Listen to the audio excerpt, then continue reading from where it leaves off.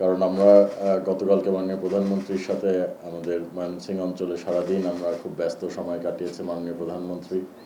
আমরা বহু রাত্রে ফিরেছি আমাদের কর্মসূচিগুলো খাল খনন সহ ইত্যাদি শেষ করে, এবং আমার আজকের অনুষ্ঠানের জন্য যেই একটা সুন্দর প্রস্তুতি দরকার সেই প্রস্তুতি নেওয়ার সময়টা আমরা পাইনি। আমাকে এখানে যে কাগজটা দেওয়া হয়েছে সেটা আমি মাত্র পেলাম।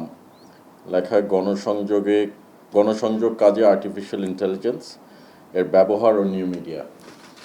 আর্টিফিশিয়াল ইন্টেলিজেন্স নিয়ে কিছু কথা বলবো, তাছাড়া আমি ওভারঅল আমাদের মিনিস্ট্রির যে পিআরও সাহেবরা আছেন তারা বিভিন্ন মিনিস্ট্রিতে যাচ্ছেন এবং তাদেরকে ওখানে পদায়ন করার পরে আপনারা কাজ করে চলেছেন, সেই বিষয়েও আমি একটু আলোকপাত করতে চাই।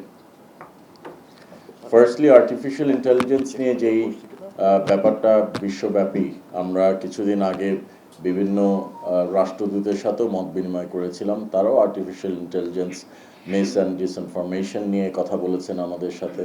আমরা সহযোগিতা চেয়েছি কিভাবে ইনফরমেশন অ্যান্ড টেকনোলজি ইন্টারচেঞ্জ করা যায় সেই বিষয়ে আমরা কথা বলেছি। আর্টিফিশিয়াল ইন্টেলিজেন্সের পরিধি ব্যাপক, এটা আমরা পজিটিভলি ইউজ করতে পারি, এটা আবার অনেকে নেগেটিভলিও ইউজ করতে পারে। পজিটিভলি ইউজ করতে পারলে এথিক্যাল যদি আমরা জিনিসটা দেখি এথিক্যালি, তাহলে মরালি যদি দেখি তাহলে আর্টিফিশিয়াল ইন্টেলিজেন্স দিয়ে অনেক কিছু করা সম্ভব, যেটা দেশের জন্য, জনগণের জন্য, পৃথিবীর জন্য একটি ভালো বার্তা এবং ভালো কিছু বয়ে আনবে। অন দ্য আদার হ্যান্ড, যদি আমরা আর্টিফিশিয়াল ইন্টেলিজেন্সকে ইউজ করি একটা নেগেটিভ ইম্প্যাক্ট ক্রিয়েট করার জন্য বা ক্যারেক্টার অ্যাসাসিনেশনের জন্য, তাহলে এটা পৃথিবীর জন্য একটি দুঃখজনক অধ্যায় আনবে। So we have to be very careful যে আর্টিফিশিয়াল ইন্টেলিজেন্সটা কীভাবে ব্যবহার হচ্ছে এবং কোন পর্যায়ে ব্যবহার হচ্ছে, কে ব্যবহার করছে। মিস ইনফরমেশন এবং ডিসইনফরমেশনের জন্য আর্টিফিশিয়াল ইন্টেলিজেন্সকে ইউজ করে ফ্যাক্ট চেকিং সহ এক্সেট্রা, এটা ইউজ করে কিন্তু আমরা মিস অ্যান্ড ডিসইনফরমেশনকে নেগেট করতে পারি। But then again artificial intelligence এখন ব্যাপক হারে ইউজ হচ্ছে মিস অ্যান্ড ইনফরমেশন প্রচার করার জন্য। So there are two sides of the coin. এখন আমরা কোনটা ব্যবহার করব কোনটা ব্যবহার করব না সেই বিষয়ে আমাদেরকে কড়া নজর রেখে এগিয়ে যেতে হবে। সেকেন্ড যে পয়েন্টটা আমি উল্লেখ করতে চাচ্ছিলাম, পিআরও সাহেবরা বিভিন্ন মিনিস্ট্রিতে যান আমাদের মিনিস্ট্রির মাধ্যমে। আমাদের নির্বাচনের আগে বাংলাদেশ জাতীয়তাবাদী দল একটি ইশতেহার ঘোষণা করেছিলেন।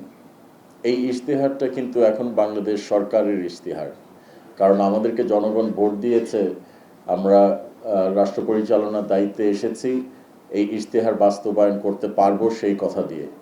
ইশতেহারের বাইরেও যদি পজিটিভ কিছু আমরা করতে পারি, of course we will, but first and foremost হচ্ছে আমাদের দায়িত্ব ইশতেহারটা যেন আমরা ঠিকমতো বাস্তবায়ন করতে পারি। এখান দিয়ে খাল খনন আছে, ফ্যামিলি কার্ড, কৃষক কার্ড এক্সেট্রা, অনেক কিছু আমরা ইশতেহারে তুলে ধরেছি। মেইন কয়েকটা পয়েন্ট আমি আপনাদেরকে বললাম। পিআরও সাহেব যারা আছেন তাদের দায়িত্ব কিন্তু সরকারি ইশতেহার বাস্তবায়ন করার জন্য পজিটিভলি মানুষের কাছে যেন আমাদের পজিটিভ ওয়ার্ডগুলো তুলে ধরা যায়, সেই দিকে কিন্তু আপনাদেরকে নজর দেওয়ার একটা বড় দায়িত্ব পড়ে যায়। কাজে এই দায়িত্বটা যেন আপনারা সঠিকভাবে পালন করতে পারেন এবং আপনাদের গভর্নমেন্টের ইশতেহার সম্বন্ধে ওয়াকিবহাল থাকতে হবে। আমি লক্ষ্য করেছি অনেক সময়, নট দ্য পিআরওস, বাট অনেক সময় অন্যান্য মিনিস্ট্রিতেও আমি এটা খেয়াল করেছি, যাদের সাথে আলাপ আলোচনা হয় অনেক সময় সংসদে, যে ইশতেহার সম্বন্ধে সবসময় আমরা ফুললি থাকি না, ইনফর্মড থাকি না।